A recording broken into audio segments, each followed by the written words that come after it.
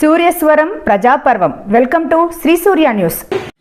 హిందూపురంలో యోగి వేమన జయంతి ఊరేగింపు వేడుకలు. సత్యసాయి జిల్లా హిందూపురంలో శ్రీ భగవాన్ స్వామి వేమన యోగేశ్వర్ల గారి వేడుకలు ఊరేగింపు కార్యక్రమం అత్యంత ఘనంగా జరిగింది. ఈ వేడుకలు త్రైత సిద్ధాంత హిందూ జ్ఞాన వేదిక సభ్యులు మరియు ఆంధ్ర, తెలంగాణ, కర్ణాటక రాష్ట్రాల నుండి వచ్చిన సభ్యులు, రెడ్డి జేఏసీ కులస్తులు ఆధ్వర్యంలో ఘనంగా జరిగాయి. ఈ కార్యక్రమంలో ప్రబోధ సేవా సమితి, హిందూ జ్ఞాన వేదిక సభ్యులు మరియు రెడ్డి జేఏసీ కులస్తులు, హిందూపురం వైఎస్ఆర్ ఇన్ఛార్జ్ మధుమతి, జేఏసీ అధ్యక్షులు Venkatesh Reddy, municipal vice chairman Balaram Reddy, JAC నాయకుడు నరసింహారెడ్డి, మదన గోపాల్ రెడ్డి, పరమేశ్ రెడ్డి, హిందూపురం వైఎస్ఆర్సీపీ ఇన్ఛార్జ్ దీపికారెడ్డి, భర్త వేణుగోపాల్ రెడ్డి, సుబ్బిరెడ్డి, బ్రహ్మానందరెడ్డి, సుబ్బిరెడ్డిపల్లి సుబ్బిరెడ్డి, రాజారెడ్డి, డాక్టర్ అశోక్, హిందూపురం రెడ్డి సంఘం సభ్యులు మరియు ప్రజలు అధిక సంఖ్యలో పాల్గొన్నారు. రిపోర్టర్ గణపతి.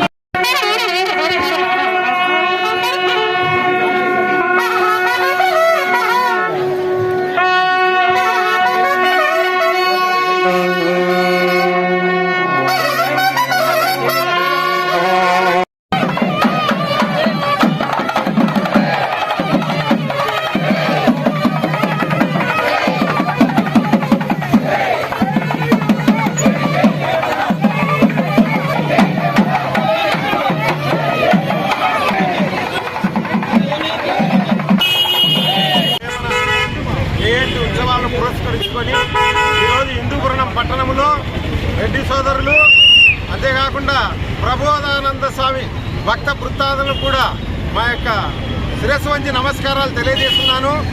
కులాలకు మతాలకు అతీతంగా వాళ్ళందరూ కర్ణాటక వివిధ జిల్లాల నుంచి వచ్చి ఈరోజు హిందూపురంలో ఈ కార్యక్రమాన్ని జయప్రదం చేస్తున్నందుకు వాళ్ళు కూడా నా యొక్క ధన్యవాదాలు తెలియజేసుకుంటున్నాను.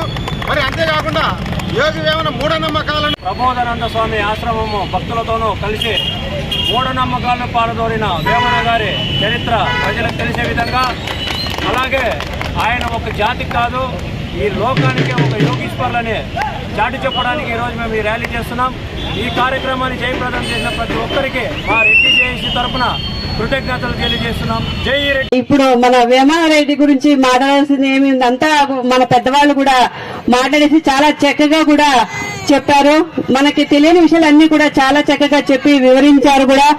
వాళ్ళు పొద్దున్న 9 గంటల నుంచి ఇక్కడికి వచ్చి పాదయాత్రలో వచ్చి ఈరోజు ఈ సభలో ఈ కార్యక్రమాన్ని ఇంత మంచిగా జయప్రదం చేసినందుకు వాళ్ళందరికీ కూడా చాలా ధన్యవాదాలు తెలుపుతున్నాను. అందరికీ తెలుసు, ఇప్పుడే మనం తెలుసుకుంటున్నాము. ఆయన్ని కవి అనడం కన్నా ఆయన ఒక యోగి అనడం మంచిది. ఆయన్నికి ఈ రోజే మనం ఒక భగవంతునిగా కొలుస్తున్నాము. అది కరెక్ట్ అనిపిస్తుంది. ఎందుకంటే ఆయన రాసిన పద్యాలు తెలియని వాళ్ళుండరు, వినని వాళ్ళుండరు. ప్రతి తల్లి పిల్లలకు ఏదో ఒక టైంలో మన వేమన పద్యం కరెక్ట్ గా అలాగే కాకుండా ఆ నీతి మాత్రం చెప్పకుండా చెప్పాలి కూడా. ఎందుకంటే అవి ఒక జీవన శైలిని నేర్పుతున్నాయి. చాలా జ్ఞానం ఉంది వాటిలో. చాలా ఈజీగా మనకు అర్థమయ్యే విధంగా చెప్పినాడు ఆయన. ఎన్నో పద్యాలు ఆయన చెప్పినవి మనకు అందరికి నచ్చినవి ఉన్నాయి. నాకు కూడా నచ్చినది ఒక్కటి ఉంది. కవి జనార్దన్ గారు చెప్పారు, అంత పెద్ద కవి వచ్చి ఇక్కడే సమాజి ఇంత క్షుణ్ణంగా వివరించారు. మరి మనం మూర్ఖత్వాన్ని వదిలి ఎవరో ఛాందస్తవాదులు మాట్లాడుతున్న మాటలన్నింటినీ పక్కన పెట్టి ఈరోజు యోగీశ్వరుల్ని కొలుస్తున్నాం. మీరందరూ ఎట్లయితే ప్రబోధానంద గారిని మీరందరూ మేము కూడా మీకు ఆకట్టుకుంటాం తెలియదు.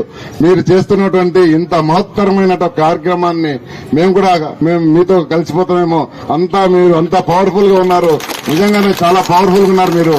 దీన్ని మేము నిజంగా రెడ్డి సోదరులం మేము సిగ్గుపడాల్సిన విషయం ఈరోజు. ఎందుకంటే గతంలో చాలా సార్లు మేము ఇంత పొద్దున మొదలుపెట్టి 8 గంటల నుంచి కూడా పక్కకు కదలకుండా మేము చాలా సార్లు వచ్చాము వెళ్ళిపోయాము వస్తున్నాము. మీరు మాత్రం ఒక్క క్షణం పక్కకు పోకుండా ఆ మహానుభావుని యోగీశ్వరుణ్ణి మీరు కొలిచి ఈరోజు ఇంత చేసినందుకు నిజంగా నేను చాలా సంతోషపడుతున్నాను. అలాగే జనార్దన్ గారు చెప్పినట్టు ఈ యొక్క పద్యాలను 10 మందికి కార్యక్రమం చేసి ఇందులో మాకు భాగస్వామ్యం కల్పించడము నిజంగా కృతజ్ఞతాభినందనలు తెలియజేస్తున్నాము.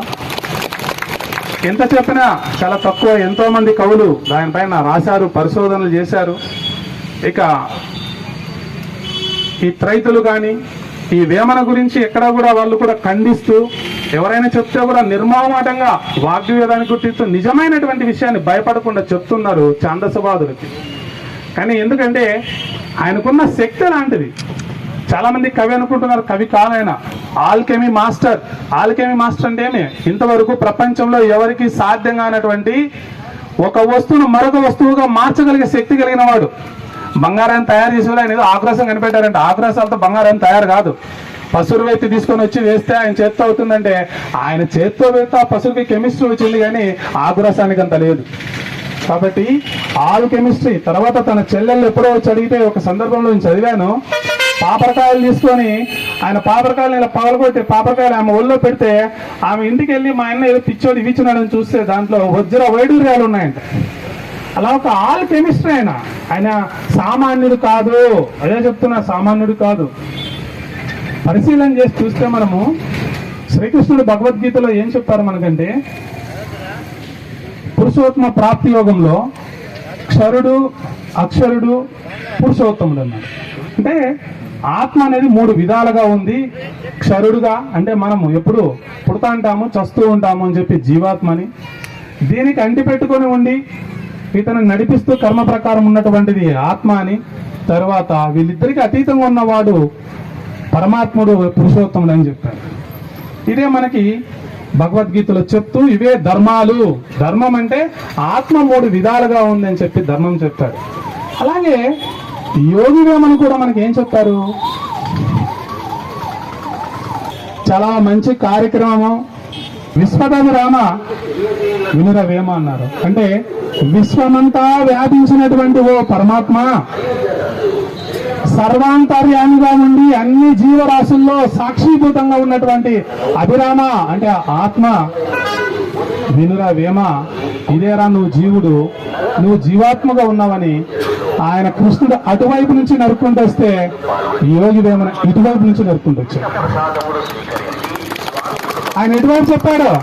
క్షరంతో మొదలు పెట్టాడు, అక్షరుడు అన్నాడు, తర్వాత పురుషోత్తముడు అన్నాడు. మరి వేమన గారు ఏం చెప్పాడు? పురుషోత్తముడితో ప్రారంభించాడు, అభిరాముడు అంతలక్క ఉన్నాడు, నువ్వు విను నాయన ఈ జ్ఞానము వినురా వేమ అని తను చెప్పుకున్నాడు. ఎందుకు? ఆయన జీవునిగా ఉన్నాడు, ఆయన అనుభవిస్తున్నాడు అంతఃకరణాల గురించి.